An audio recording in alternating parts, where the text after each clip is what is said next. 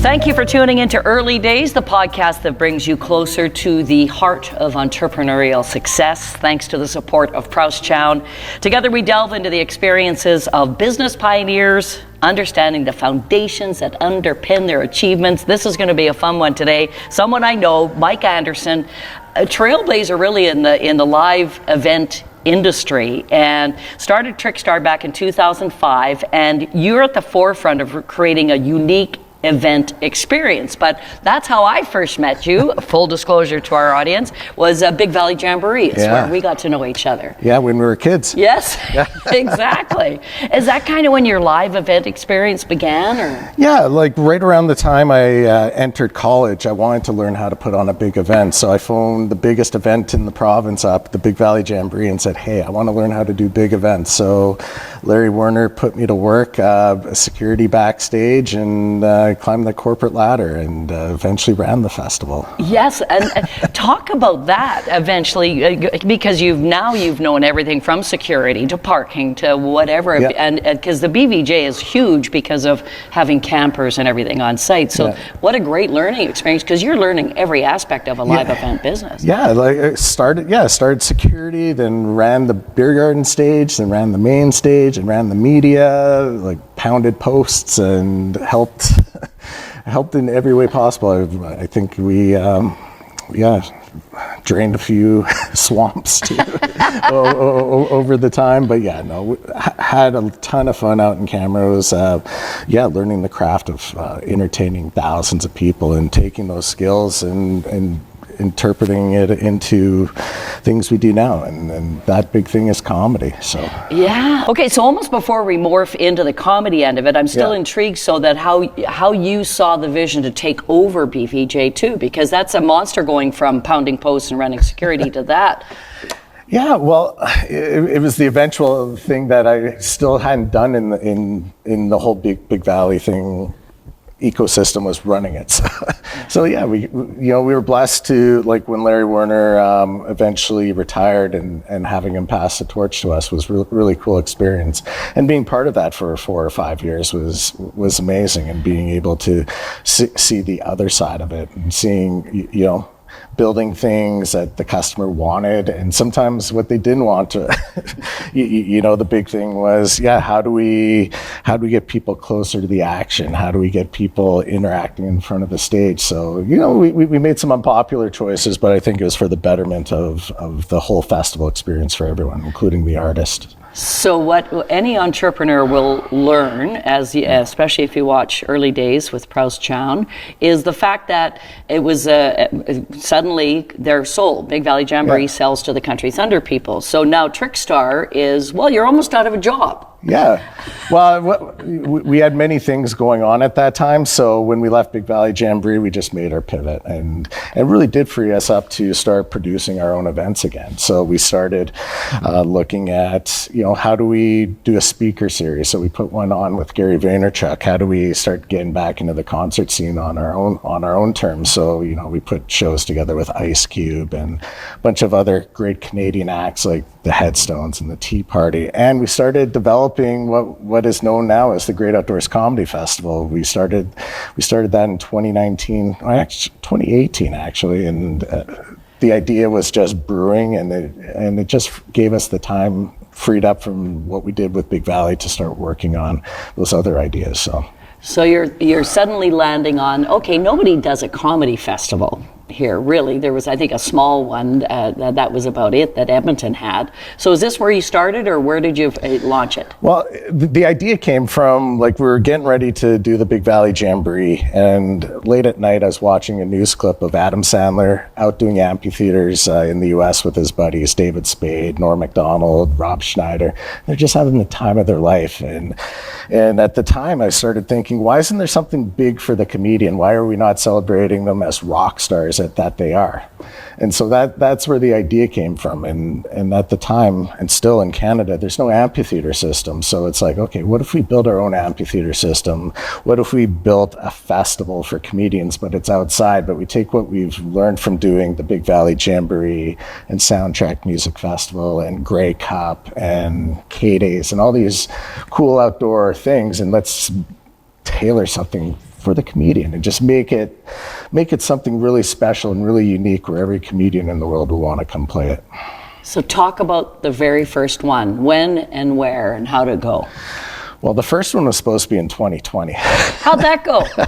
Well, we hit a speed bump, but it actually gave us the time to really build and work on the product. And as we're trying to come out of the dark years of COVID, it was very important to figure out, okay, how can we operate if COVID's here forever? So social distancing was very important. So we went to Costco, cleared them out of every table they had coast to coast, and we were the proud owners of 1,400 tables. And the only reason why we had these tables was to keep people in their cohort group of 2, 4, 6 people.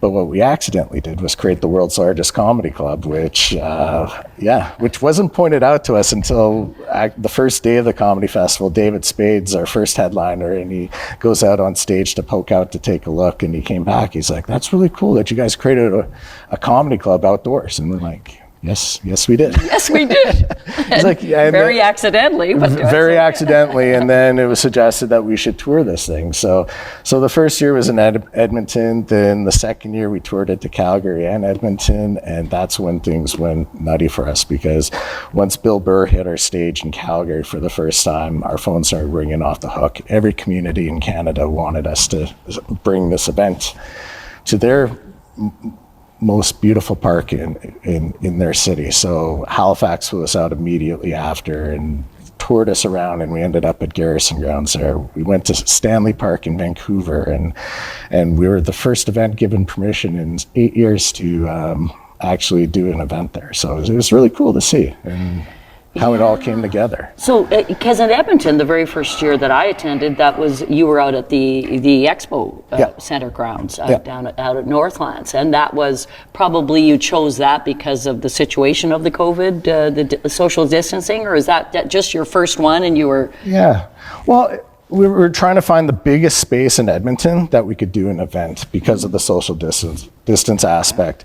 And before we were allowed to do GA and let people bunch up, we thought it was very important to keep everyone separate. So like if you look at the map of what the Expo grounds was, you could fit 2 Commonwealth stadiums on top of on top of that footprint. So we had more space than we ever needed for an event. So we if COVID was still around, that we could still operate there. But as things evolved and COVID went away, it's like, okay, let's find the most beautiful space in Edmonton. So we moved to Kinsman Park, and it's so spectacular to be in that park and seeing High Level Bridge on one side, Walterdale Bridge on the other. You've got the river, you've got, the legislative grounds, you've got the riverbanks. It's a very special place, and not many people experience Kinsman Park. And when they come down to the festival and actually, they fall in love with their city again, and they don't realize how spectacular a river valley is.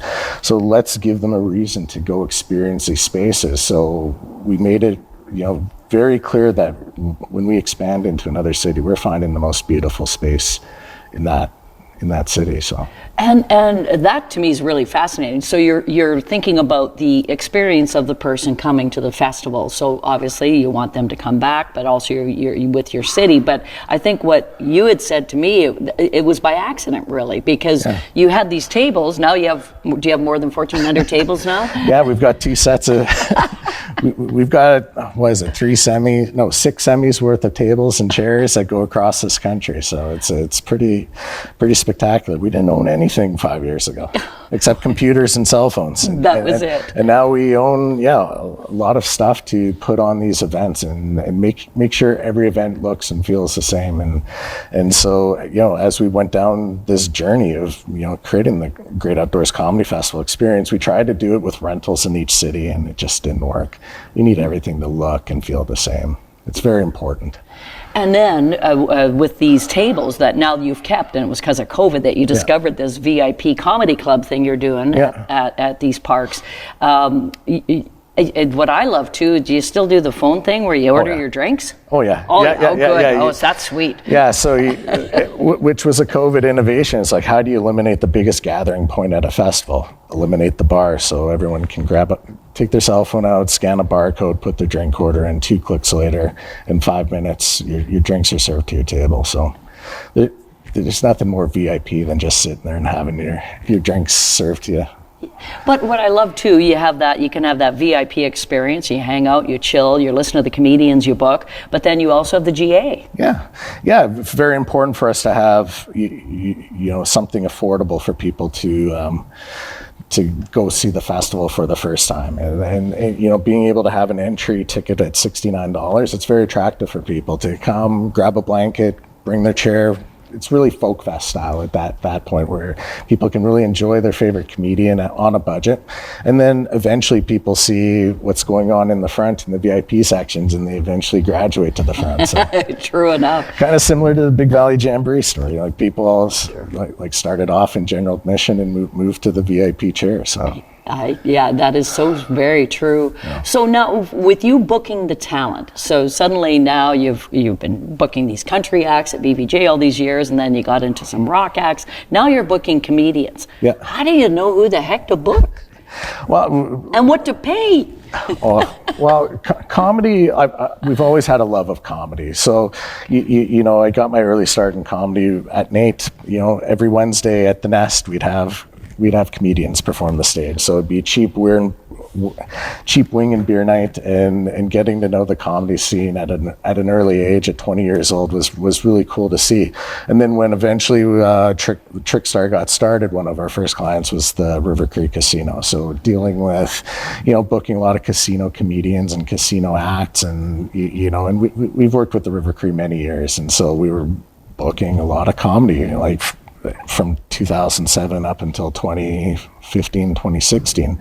So, we got to see these comedians grow from like comedy club acts to casino acts, and now they're arena acts. So it was really, really cool to see how comedy was just exploding. And then over COVID, they got even bigger and bigger and bigger, because we had nothing to do as a society except consume entertainment on Netflix, podcasts, YouTube.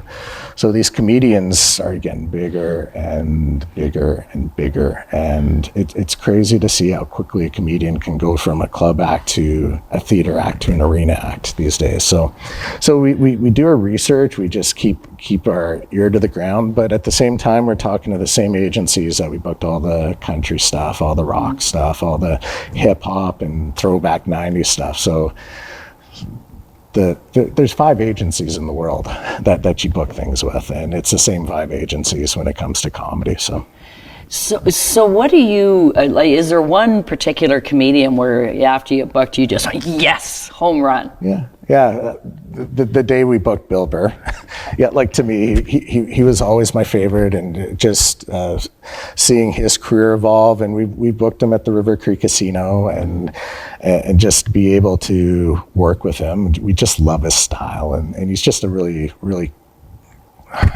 nobody can deliver comedy the way he does and make it sound like so crisp and so witty, and he can do a show like day after day, and the first 40% of it is totally different, because he's just improvising on what's going on in the city and taking elements of what he sees in his surroundings and creating bits out of it. And it sounds like he's done these bits 1,000 times, but he's just made them right there on the spot. And he's so quick and witty, and you just have to respect the art and craft, because musicians, they've got instruments, and if they screw up a note, they can make it up somewhere else. But with comedians, their voice and the space in between words is their instrument, and it's quite the art to make that joke hit and make people laugh, and make tens of thousands of people laugh, and just have that infectious roar of laughter go across a venue. Like, that's pretty cool. Like, there's no other art form that somebody's voice can just make that happen. It's really cool to see. What's the biggest crowd you've had? what's the biggest crowd? 10,000 people's our cap. So we've Okay. we've sold out at 10,000 many times now. So it's really cool when we hit that. And but I remember when we first hit 3,000, it's like, oh, that's special. And then it was 5,000, and then eventually, when we hit 10,000, and then did it like day after day after day. That's so cool. And to see it happen in other cities than your home city is even cooler. We need more tables. So how many, list all the cities you're at right now with the comedy festival. Edmonton, Calgary, Vancouver, Winnipeg, Halifax, Spokane. Spokane. We went into the U.S. last year. Interesting. So how was that? It was good. It was great. It was a lot of fun. We had like Kevin Hart, Shane Gillis, Tom Segura first year. So just a banger of a show, and the community really embraced it. And it's really cool watching each city on the tour embrace it. It's amazing. Like in Halifax, we sold out in 2 hours our first time there, because the city just saw how special it was in Edmonton and Calgary, and they're like, let's make this our own.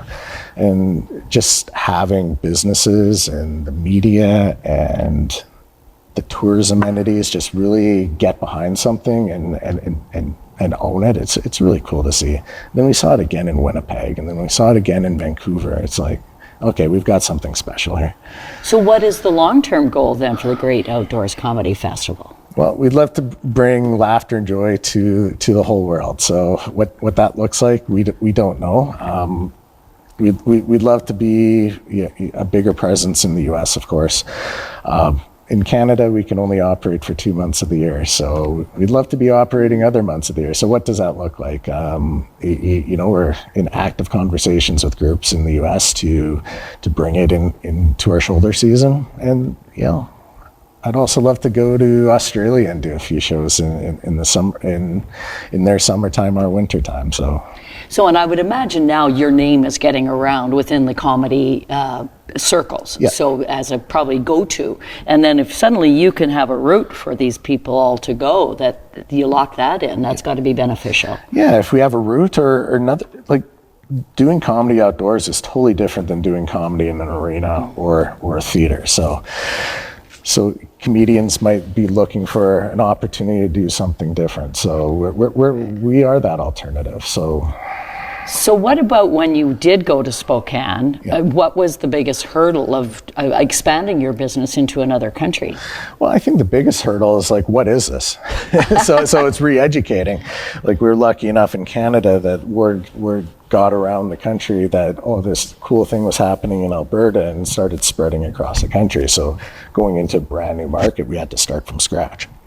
Right. So yeah, it's tough. Could you take the tables across the border? That's the question. No. We had a partner in the U.S. and we partnered with the arena and the stadium there. So they had everything, but we were able to do the Great Outdoors Comedy Festival a little differently, because we went into a stadium there. So they had this brand new soccer and football stadium for 10,000 people, and we were able to set it up like an amphitheater. So it kind of opens up our playbook now to do things a little bit differently, and then bring in different partners.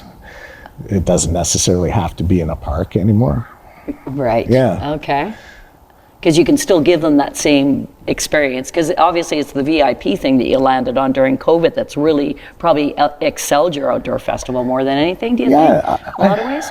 I think people are looking for intimacy, because with comedy you need to be able to feel the jokes, see it, how can we have the big screens and the big sound and people really involved immersed into that experience. So if you can nail that, you could do it anywhere. Because it's that one person on stage, like you were talking before, that comedian's up there all on its own. It's not, you don't got the band or anything else. You're all on that. So you're right, it has to be a little more intimate because of that. Yeah, and we learned this back when I was doing events at NATE. How do I get a bunch of welders and mechanics to sit down and shut up during cheap wing and cheap beer night? And it's using a lot of those tactics for our outdoor show, because it's like you have to get everyone to sit down and pay attention, because if they don't, you could lose the crowd easily. And Like, could you imagine if you set up like a big mosh pit and you try to go out and do comedy in front of people standing and walking around? It doesn't work. So what tactics do you use to keep people focused on that comedian on stage? Well, if I told you, I'd have to kill you.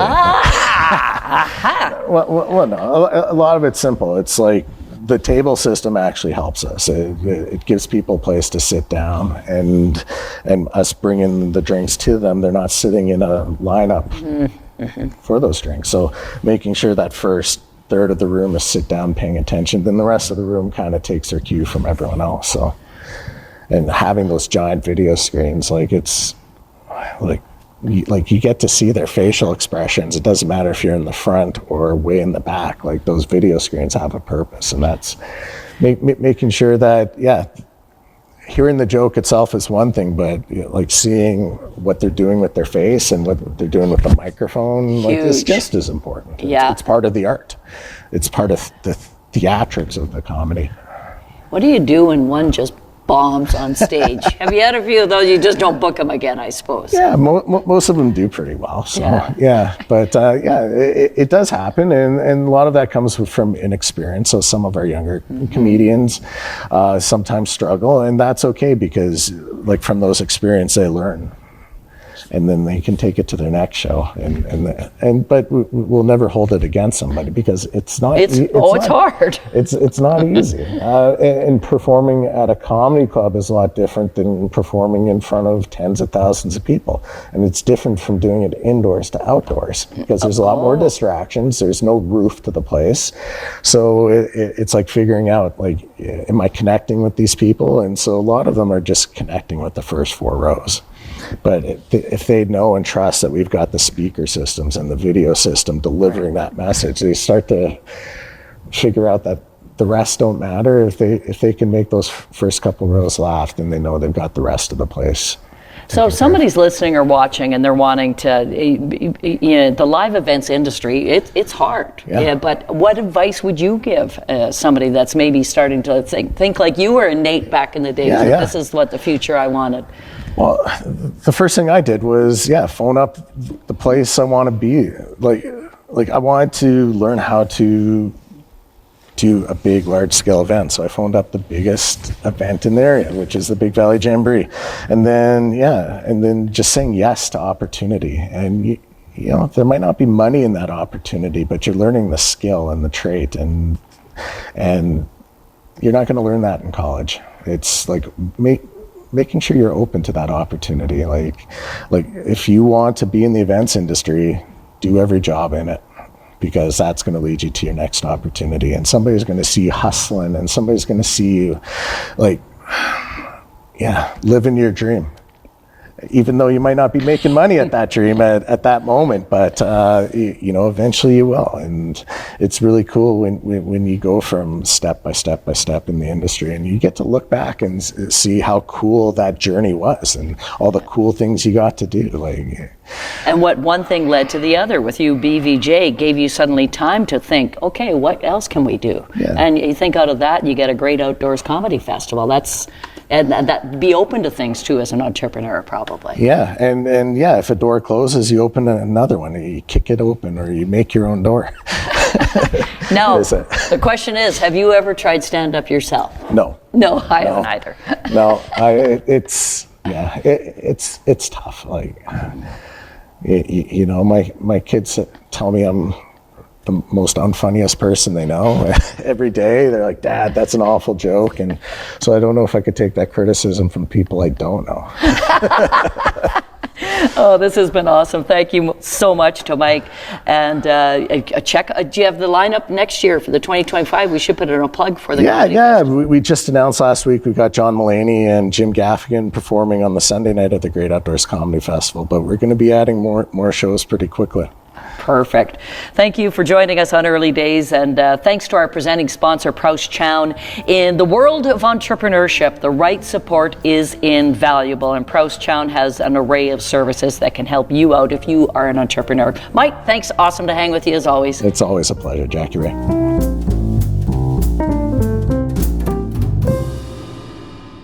This series is proudly produced by the team at Road 55.